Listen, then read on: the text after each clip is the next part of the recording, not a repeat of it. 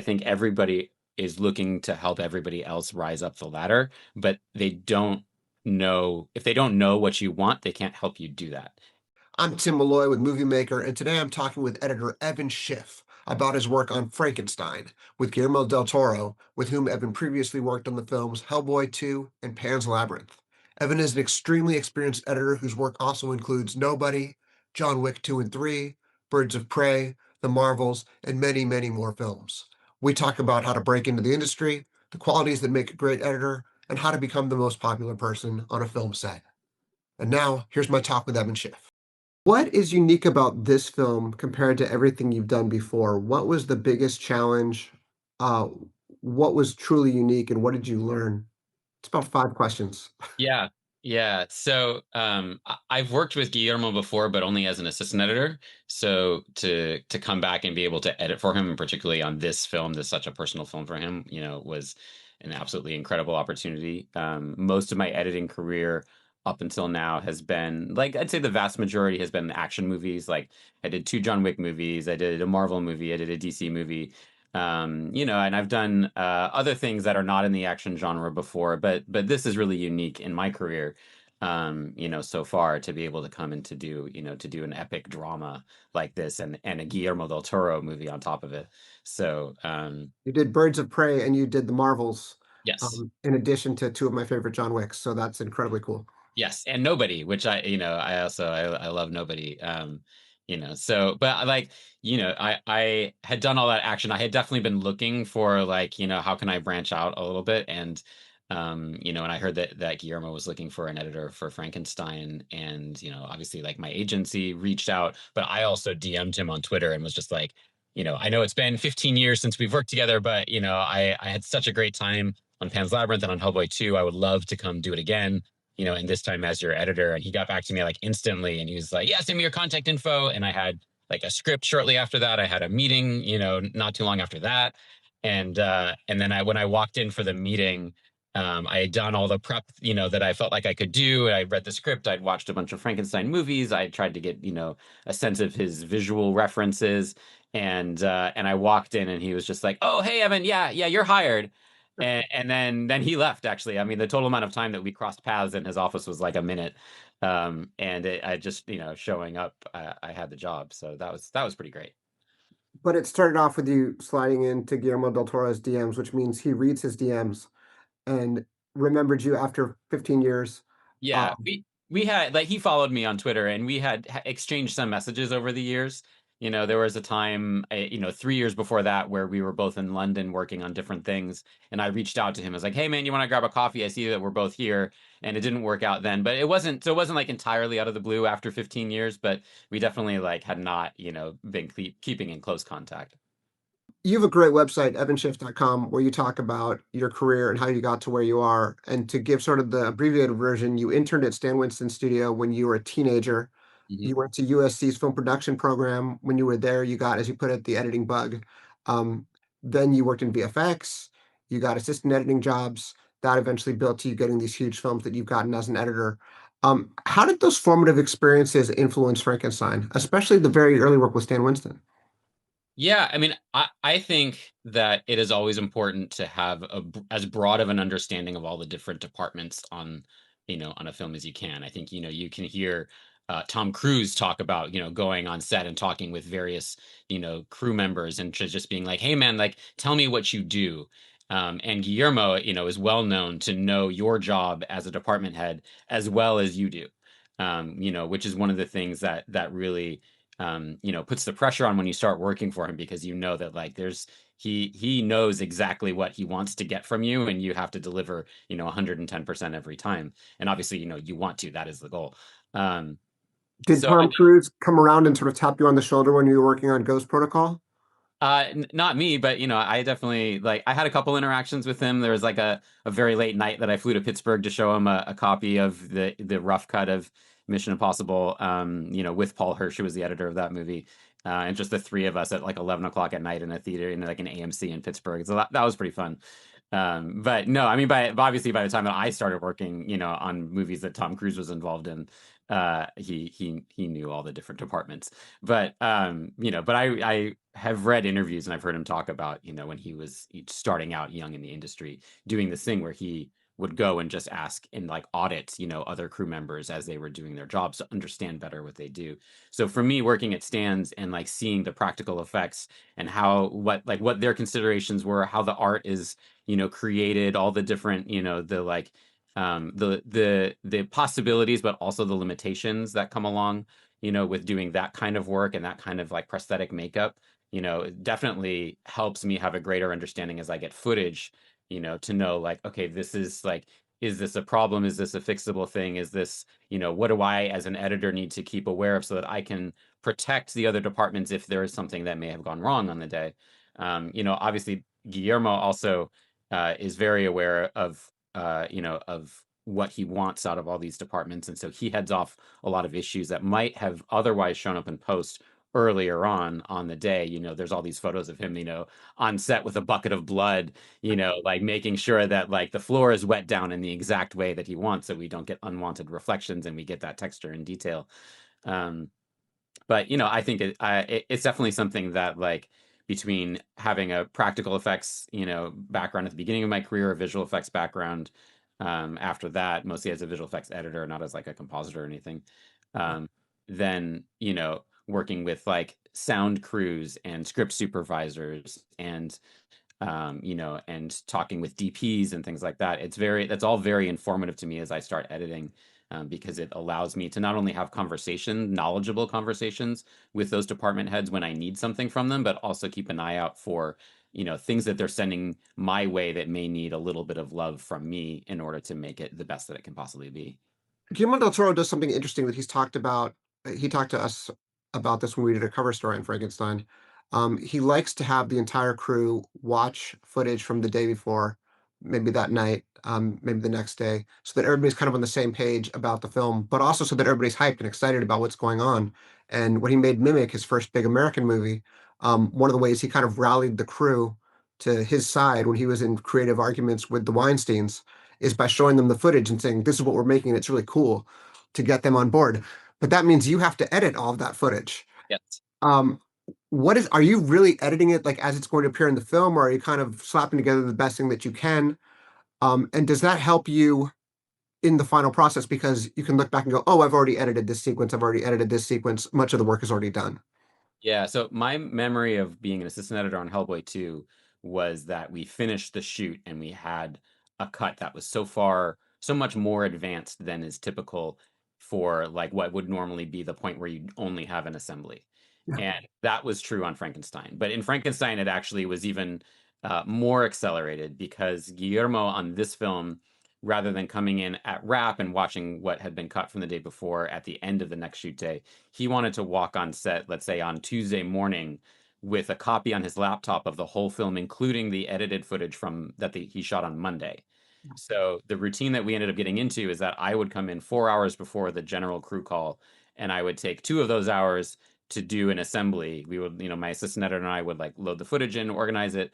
I would put an assembly together, and then he would come in 2 hours before crew call, and he would look at what I'd done, and we would spend those 2 hours, usually from like 6 to 8 a.m., like refining the cut and getting it into the state where it's actually like pretty solid. Like, Guillermo's a guy that does not second guess himself, very much.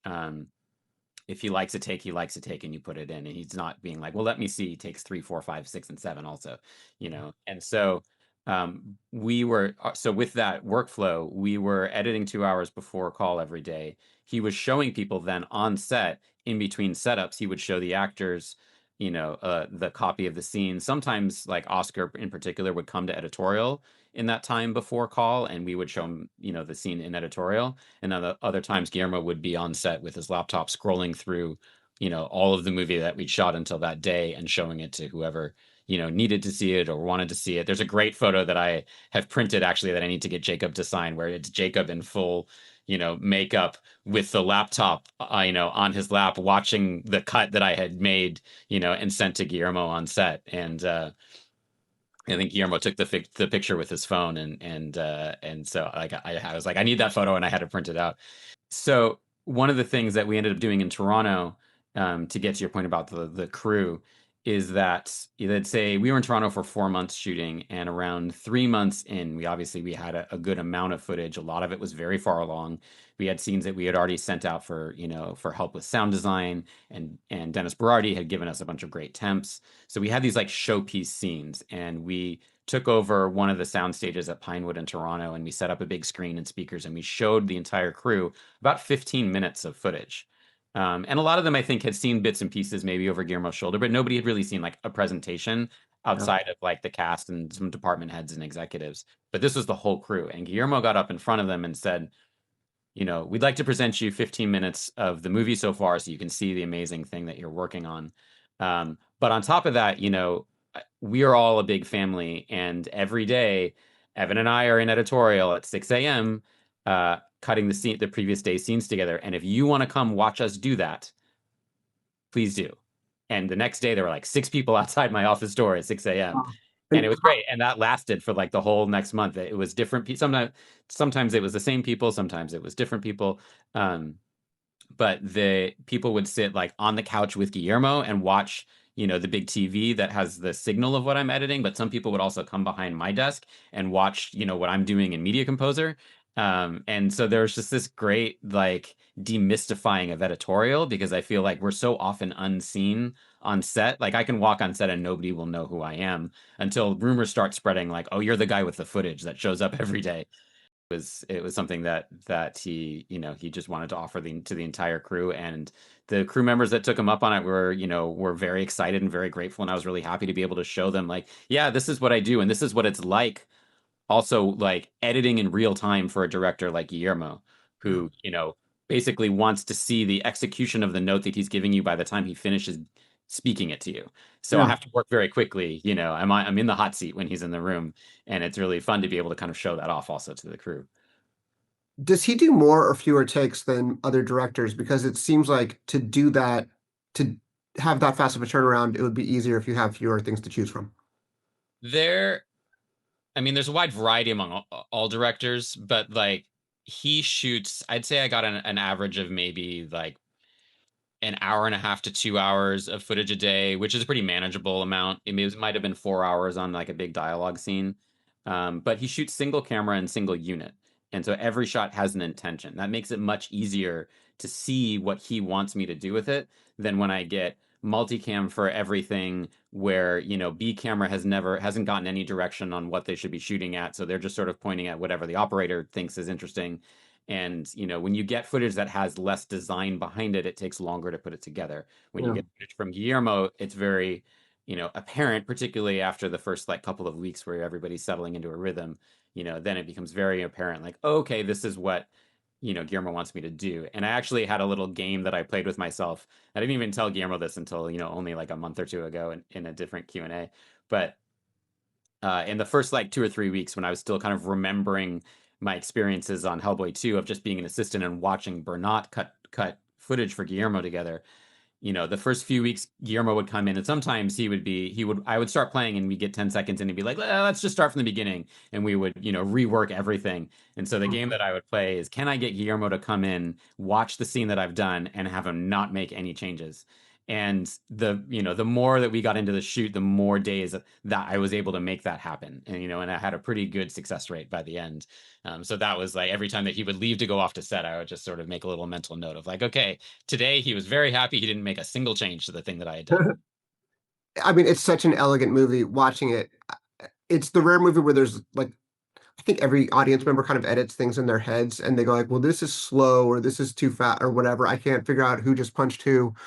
Um, this is a movie where like I don't feel like there's anything out of place. I don't feel like there's anything extra in the movie. And even the stuff where I go, oh, this feels like it's slowing down, then there's a huge emotional payoff because it's slowed down. I feel like it's just a really well constructed and elegant movie. I just loved, like, from the perspective of did I enjoy watching this movie? I was just in bliss watching this. I really appreciated your work. That's amazing. That's definitely what we want and what we worked, very hard to achieve. Which goes to my next question. Guillermo del Toro has famously said, fuck AI. Mhm. Um, I guess it's possible that AI could come in and assemble a bunch of scenes and they would look like a bunch of scenes. Um, and they'd be a completed film, but I don't feel like it would have the elegance and the heart that this movie has. What is your take on the notion that editors can be replaced by AI? And if that's nonsense, why is it nonsense?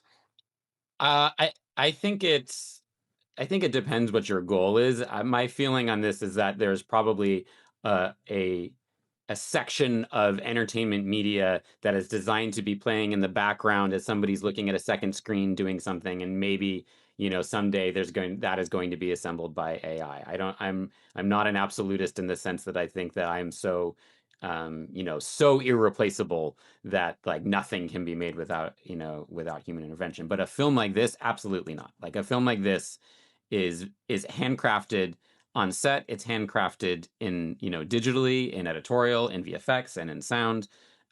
You absolutely cannot have the heart that this movie has by if you make it through an artificial means. Um, I also think just from, being an editor, so much of my job is managing the politics of what goes on in my room, Yeah. managing, multiple interested parties, people who have conflicting notes. This is not Guillermo, but, sometimes you get a director that doesn't know what they want, and you've got to kind of interpret the note behind the note behind the note, or they Yeah. just come in and like, something feels wrong here, but I don't know what it is, and I don't think that artificial intelligence is that intuitive yet. Yeah. Um, it's also trained on past problems and past scenarios, and that by like very definition prevents it from coming up with something new. You're going to get a movie that looks like a cover of another movie. Yeah. Yeah. Yeah. Or I mean, if I were an executive and I had just fired my editor and replaced it with, with an AI chatbot, I think I would probably be ready to throw the computer at the wall within, 10 minutes of trying to like prompt it to do the change that I want. So like not even from an editor standpoint, but from a person who is like decided to go down that road, I don't know that that's going to be a satisfying, working experience to try to get what you want out of this, out of Chat GPT or whatever. Yeah, any producer who's thinking of doing that should really ask ChatGPT to draw a picture of like a dog eating a birthday cake or something like that and see all of the little things that go wrong. Yeah, yeah, exactly. Yeah. There's so much to human interaction in the editorial room that is perceived but not explicit, and that holds true for preview screenings. When you go to an audience preview screening, you've got 300 people watching your movie. Yes, they fill out cards and they tell you these are the things that I liked and I didn't like, and this is what I would rate the movie, and that is more quantifiable data. But there is an intangible feeling of being in that room that is obvious to every filmmaker there, Yeah. that when something's not playing and the room is dead, you don't need an audience to like remember to write it down later. You can cringe through that, as you're in the room. Or if they're super into it, that is also just as apparent. And, I just don't at the moment see how an artificial intelligence can come close to replicating the intuition of a human experience. Your website again, evanschiff.com, has some great real world advice for how to break into the industry. But do you have like a guiding philosophy that you can share here? Um, think about that for a second. I get asked often, for advice, and I don't have any advice that other people don't have. I'd say the thing that I most recently have been like, reaching for is to make sure that the people you are working with who have the ability to put you in the place that you want to be. If you're an assistant editor and you want to edit, or if you're a post PA and you want to be an assistant editor, if nobody knows that that's what you want, make sure that they know that.